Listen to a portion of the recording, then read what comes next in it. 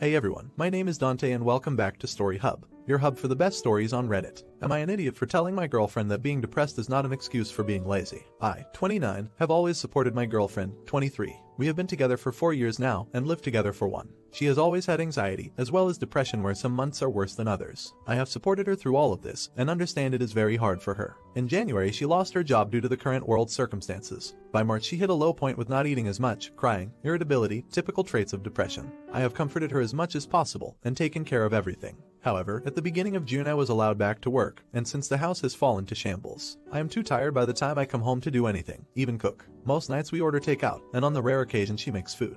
The floors aren't being washed, hoovering isn't being done, laundry is a mountain, and dishes are everywhere. I try to keep on top of it, but with work it is almost impossible. She is home all day. She lies in bed till late afternoon, watches Netflix, eats bowls of cereal, and naps. That's about it. I've tried to gently coax her to do more, and she says she will get to it but never does. I finally snapped, told her I was sick of her doing nothing all day and leaving the housework to me. That if she is here and I am working, she needs to be pulling her weight. She got upset and said that she wants to but she can never find the motivation. That she is tired all the time. I said I understood she was depressed, but it isn't an excuse to do nothing and be lazy. No one likes housework, but I won't make any more excuses about it. She needs to start doing it or leave. Next day I come home to a clean house and a note from her saying she was sorry and is going to stay with her mother. Her mom helped her clean before they left. I tried calling but she wouldn't pick up. When I rang the house, her mother answered and had a lot to say. She was furious, telling me about how she is struggling and I am making her worse. That I should be supporting her, not ignoring that she is in a bad place. And so on. I was told my GF had been crying all day in her bedroom, and I feel awful. I never wanted to hurt her, I just snapped. I tried to get her mother to give my GF the phone but she wouldn't speak to me. It feels like a lose-lose situation.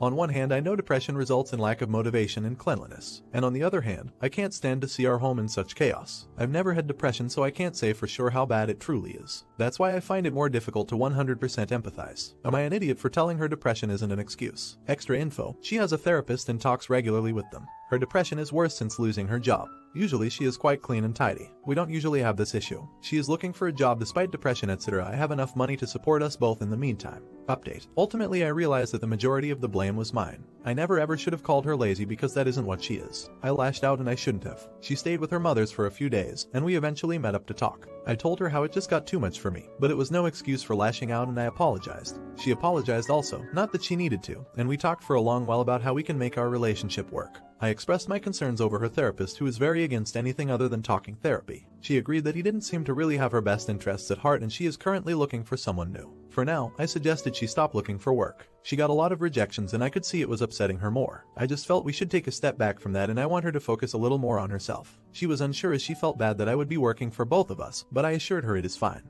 I make enough to support us both quite comfortably. I also suggested maybe she could volunteer at some point just to get her out and get some more stuff on her resume. I'm no therapist so these were just suggestions, but it has seemed to have taken some of the pressure off her, which is all I wanted. We agreed that being in the apartment all day alone and in bed is not good for her. So, we came up with a plan that she does an exercise video 3 times a week. It's only a 10-minute one. Just so she is doing something. She has found she likes doing them. They make her feel a bit better after, and has started something called yin yoga now too. To help me, she has 1 chore a day to do. I don't care what it is. It could be dishes or it could just be putting the laundry in the hamper. This rule has at least gotten her out of bed for part of the day and she's found that once she starts she sometimes ends up doing more than one thing. I make sure to show my appreciation for whatever she has done, no matter how small it was. We have set out that every Sunday we will have a deep cleaning day where we get everything done for the week. This has been surprisingly successful. We make it fun and just mess around while still getting things done. It makes the week a lot more manageable when we only have light chores to keep on top of. She is trying more, and I am also working on being more supportive about her depression. I am researching it more and learning ways I can help her because it is a part of her. We are both putting more effort in and communicating a lot better. I hope we keep making progress because I do love her very much and want us to work. No idiots here. I feel for both you and her. It's not easy dealing with someone who has depression just as it's not easy for that person to be dealing with depression. It's not fair on you to bear that emotionally and it's not fair to her to have someone pushing her. I think you both need to reevaluate and probably take a break or just break up. She doesn't seem okay to be in a relationship right now with what she's dealing with.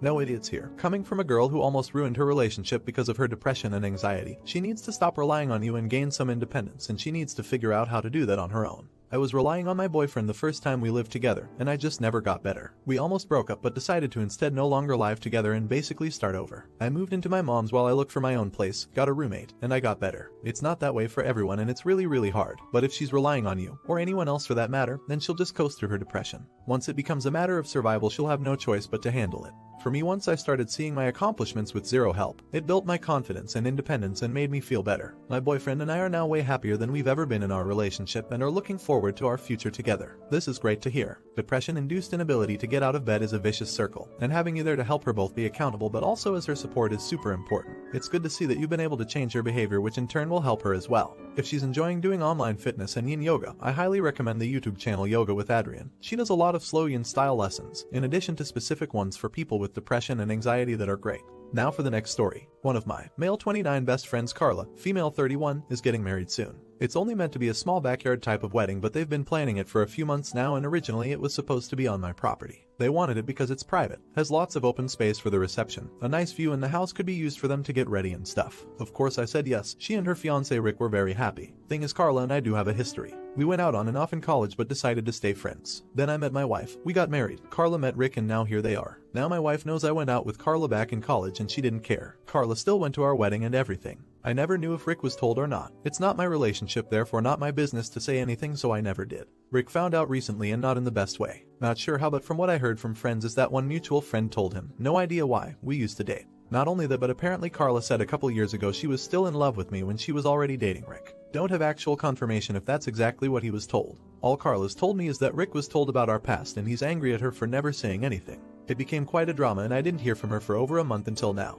She told me they're going to couples counseling and that the wedding is still on. But Rick requested that I not attend. It sucks, but I totally get why he wouldn't be comfortable. Then I asked the obvious question, where are they going to hold the wedding then? To my surprise, she said they still want it at our place. Rick said so too, and in my mind I'm going, he doesn't want the guy who dated his fiancée years ago at the wedding, but still wants the wedding at his house. My wife and I are expected to just not be at our home that weekend, and I told Carla no. They're going to have to find someplace else since we're not going to simply leave our home to them for the weekend. Not only for safety reasons, but it just doesn't make sense. Rick doesn't want me around because he's not comfortable, but is comfortable enough to have their wedding at my house. They really want their wedding here though, and because of that I've been bugged by not only her but also Rick and some friends who think I'm being a petty idiot for not letting them have the wedding here anymore. Honestly, don't think that I am. It just doesn't make sense at all to have to leave our own place for a wedding we're no longer welcome to and leaving our home totally vulnerable. Still, being accused of sabotaging their wedding, Rick believes it's the least I can do after everything. Am I an idiot? Not an idiot. Rick doesn't want to get married anymore but doesn't want to be the bad guy breaking up with his fiancée, so he's put her in an impossible position so he can get sympathy when they split.